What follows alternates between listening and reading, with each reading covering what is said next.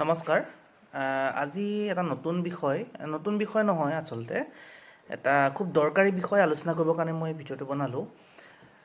ভাৰতৰ বাবে এটা শেহতীয়াকৈ খুব মানে উৎসাহজনক আৰু যথেষ্ট এটা আনন্দৰ খবৰ আহিছে কালিৰ এই ঘটনাটো যেতিয়া প্ৰকাশ পালে এই খবৰটো যেতিয়া প্ৰকাশ পালে তেতিয়া লগে লগে যথেষ্ট আমি আনন্দিত হৈছোঁ আৰু হয়তো বহুত এই বিষয়ে অৱগত নহয় আৰু কিছুমান এই বিষয়ে অৱগত হয় কিন্তু ভাৰতৰ যিসকলে বৈদেশিক নীতি বা আন্তঃৰাষ্ট্ৰীয় খবৰবিলাক ৰাখে তেওঁলোকৰ কাৰণে কালি দিনটো যথেষ্ট উৎসাহজনক আছিলে ভাৰতে এক বৃহৎ কূটনৈতিক জয়লাভ কৰিছে যদিও এই বিষয়ে চৰ্চাটো অলপ কমকৈ হৈছে বা বহুত এই বিষয়ে জ্ঞাত নহয় তথাপি কালি ভাৰতে বৈদেশিক নীতিৰ ক্ষেত্ৰত বিশেষকৈ কূটনৈতিক ক্ষেত্ৰত যি সফলতা লাভ কৰিলে ইয়ে ভাৰতৰ ইতিহাসত এক মাইল খুঁটি হৈ ৰ'ব বুলি আমি সকলোৱে আশা কৰিব পাৰোঁ কিয়নো ভাৰতৰ কেইজনমান প্ৰাক্তন নৌ সেনা বিষয়া আছিলে কেইজনমান কেপ্টেইন আছিলে কিছুমান কামাণ্ডাৰ আছিলে তেওঁলোকে অৱসৰ গ্ৰহণ কৰাৰ পিছত কাটাৰত কৈ তেওঁলোকে এটা এজেঞ্চিৰ অধীনত কৰ্মৰত আছিলে আৰু সেই কৰ্মৰত থকাৰ অৱস্থাত তেওঁলোকক চোৱাংচোৱাৰ অপৰাধত গ্ৰেপ্তাৰ কৰা হয় প্ৰথমে এই বিষয়ে বৰ বিশেষ এটা খবৰ নাছিলে কিন্তু তাৰে এজন কামাণ্ডাৰ আছিলে পুনেন্দু তিৱাৰী তেখেতৰ ভনীয়েকে এটা টুইট কৰে যে কাটাৰত তেওঁৰ ককায়েক আৰু লগতে তেওঁ কেইজনমান সতীৰ্থক কাটাৰৰ ন্যায়ালয়ে গ্ৰেপ্তাৰ কৰিবলৈ নিৰ্দেশ দিছে আৰু লগতে তেওঁলোকক মানে কাটাৰৰ জেলত ৰাখিছে গতিকে এই বিষয়ে তেওঁলোকে ভাৰত চৰকাৰৰ পৰা সহায় সহযোগিতা বিচাৰে আৰু জনসাধাৰণক এই বিষয়ে অৱগত কৰে আৰু যিকোনো প্ৰকাৰে তেওঁলোকৰ ককায়েকক আৰু অন্যান্য বিষয়াকেইজনক ভাৰতলৈ ঘূৰাই আনিবৰ কাৰণে তেওঁ প্ৰাৰ্থনা জনায় প্ৰথম অৱস্থাত এই বিষয়ে মিডিয়াত বৰ বিশেষ খবৰ পোৱা নাছিলে আৰু ভাৰত চৰকাৰেও এই ক্ষেত্ৰত কেনেকুৱা ধৰণৰ পদক্ষেপ লৈছিলে আমি বিশেষ অৱগত নহয় কিন্তু যোৱা বছৰ অৰ্থাৎ 2023 চনৰ অক্টোবৰ মাহত এটা খবৰ প্ৰকাশ পায় যে কাটাৰৰ দোহা যি ন্যায়ালয় আছে সেই ন্যায়ালয়ে এই নৌসেনা বিষয়াকেইজনক ফাঁচীৰ ঘোষণা কৰে আৰু যেতিয়া এই খবৰটো মিডিয়া পোহৰলৈ আহিলে তেতিয়া ভাৰত চৰকাৰে ডিপ শ্বক বুলি এটা মানে টুইট কৰে আৰু মানে এটা ষ্টেটমেণ্ট প্ৰকাশ কৰে তেওঁলোক ভাৰত চৰকাৰ যথেষ্ট আচৰিত হৈছিলে এনেকুৱা কি ঘটনা ঘটি গ'ল যে যিটো কাৰণে ভাৰতৰ প্ৰাক্তন নৌসেনা বিষয়াকেইজনক তেওঁলোকে এটা মই কৈছোঁ যে প্ৰাইভেট এজেঞ্চিত কাম কৰি আছিলে মই এই বিষয়ে পিছত ভিডিঅ'টো ক'ম কি এজেঞ্চিত কাম কৰিছিলে যে তেওঁলোকক ফাঁচী ঘোষণা কৰে গতিকে লগে লগে ভাৰত চৰকাৰে ভাৰতৰ বৈদেশিক মন্ত্ৰালয়ে এটা ষ্টেটমেণ্ট জাৰি কৰে যে আমি কোনো চিন্তা কৰিব নালাগে আমি যিকোনো উপায়েৰে হ'লেও এই নৌসেনা বিষয়াকেইজনক ভাৰতলৈ ঘূৰাই আনিম এতিয়া কাহিনীটো এনেকুৱা ধৰণৰ হয় যোৱা 2022 চনৰ আগষ্ট মাহত এই নৌসেনা বিষয়াকেইজনক কাটাৰত গ্ৰেপ্তাৰ কৰে আৰু গ্ৰেপ্তাৰ কৰাৰ পিছত তেওঁলোকৰ ওপৰত বিভিন্ন ন্যায়ালয়ত কেছ চলে আৰু কেছত তেওঁলোকে এটা কথা প্ৰমাণ তেওঁলোকৰ কাটাৰৰ জেলত মানে হয় ন্যায়ালয়ত যে তেওঁলোকে চোৱাংচোৱা কাম কৰিছিলে দেশৰ অৰ্থাৎ কাটাৰ চৰকাৰৰ বা দেশৰ বিৰুদ্ধে তেওঁলোকে কাম কৰিছিলে অভিযোগ অনুসৰি এই বিষয়াকেইজনে কাটাৰৰ দাহা গ্লোবেল টেকন'লজিছ নামৰ এটা ব্যক্তিগত খণ্ডৰ এজেঞ্চিত কাম কৰিছিলে আৰু যেতিয়া এই এজেঞ্চিটোত কাম কৰিছিলে আৰু এই এজেঞ্চিটোৰ কাম হৈছে যে কাটাৰৰ যিসকল সশস্ত্ৰ বিষয়া মানে বিশেষকৈ সেনা আছে আৰু অন্যান্য বিভাগ আছে সেনাৰ সেই বিভাগবিলাকৰ বা সেনা জোৱানসকলক প্ৰশিক্ষণ প্ৰদান কৰাৰ লগতে অস্ত্ৰ শস্ত্ৰ আদিৰ প্ৰশিক্ষণ প্ৰদান কৰিছিলে আৰু অস্ত্ৰ শস্ত্ৰকে লৈ অন্যান্য মিলিটাৰী বিভিন্ন সা সামগ্ৰীবিলাক যোগান ধৰিছিলে যেতিয়া তেওঁলোকে এই দাহৰা গ্লোবেল টেকন'লজিছ নামৰ যেতিয়া এজেঞ্চিটোৰ হৈ কাম কৰিছিলে তেতিয়া এই প্ৰাক্তন ভাৰতীয় নৌসেনা বিষয়াকেইজনে ইজৰাইলৰ হৈ পেলানি কাটাৰৰ বিৰুদ্ধে চোৱাংচোৱা কৰিছিল বুলি এটা অভিযোগ প্ৰমাণিত হয় আৰু সেই প্ৰমাণৰ ভিত্তিত তেওঁলোকক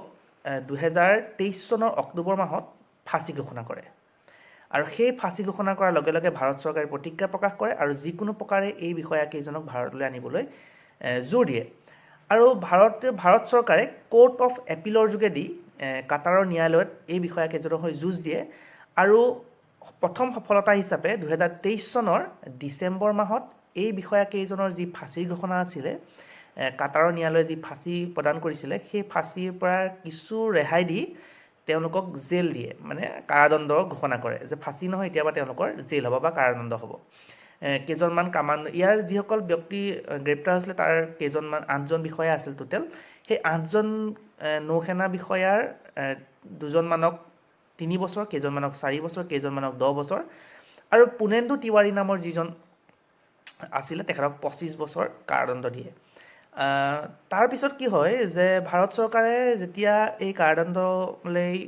মানে ৰায়দানটো সলনি কৰিব পাৰিলে তাক এটা বৃহৎ কূটনৈতিক জয় বুলি মানে ক'ব পাৰি আৰু কাৰণ কাটাৰৰ নিচিনা এখন ইছলামিক দেশত যেতিয়া চোৱাংচৰা কৰা অভিযোগত বেলেগ অভিযোগ হ'লেও বেলেগ কথা কিন্তু চোৱাংচৰাটো এটা বিৰাট ডাঙৰ অপৰাধ হয় এই তেনেকুৱা এটা অভিযোগত এজন অভিযুক্তক যেতিয়া আপোনাৰ ফাঁচীৰ পৰা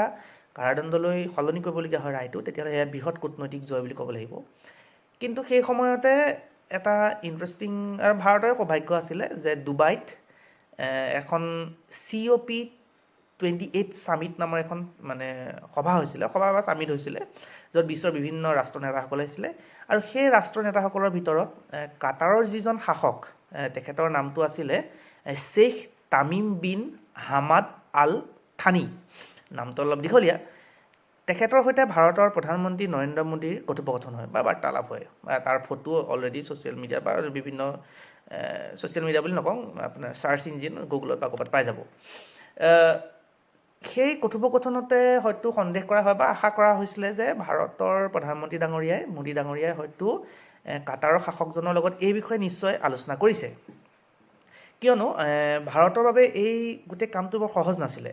যিটো সময়ত এই বিষয়াকেইজন ধৰা পৰিছিল আৰু তেওঁলোকক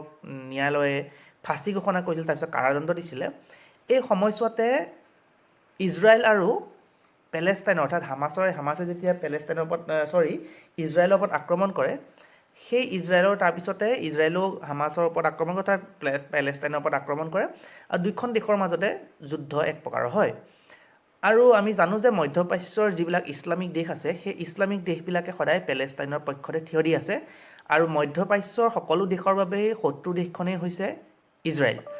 গতিকে কাটাৰৰ দৰে এখন দেশে ইজৰাইলৰ বিপক্ষে ইজৰাইলৰ হৈ কোনোবাই যদি চোৱাংচোৱা কৰে তাক কোনো কাৰণত ক্ষমা নকৰে গতিকে এইটো ভাৰতৰ বাবে বৰ সহজ নাছিলে হয়তো প্ৰধানমন্ত্ৰী মোদী ডাঙৰীয়াই কাটাৰৰ শাসকৰ লগত কথোপকথন কৰি তেখেতক অনুৰোধ জনালে যে আমাৰ বিষয়াকেইজনক মুকলি কৰি দিয়ক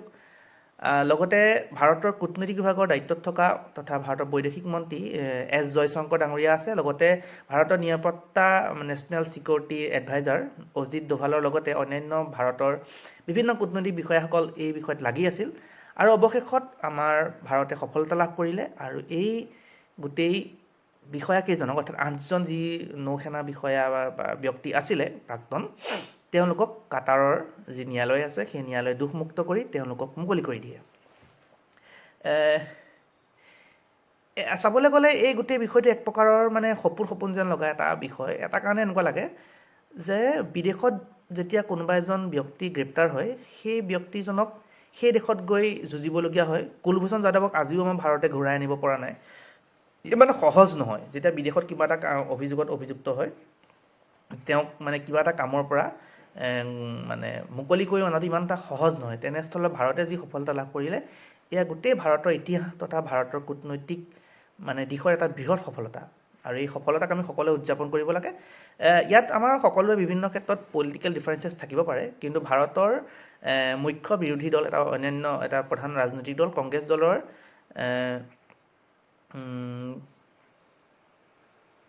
নামটো দেখাৰ পটককৈ মনলৈ অহা নাই জয়ৰাম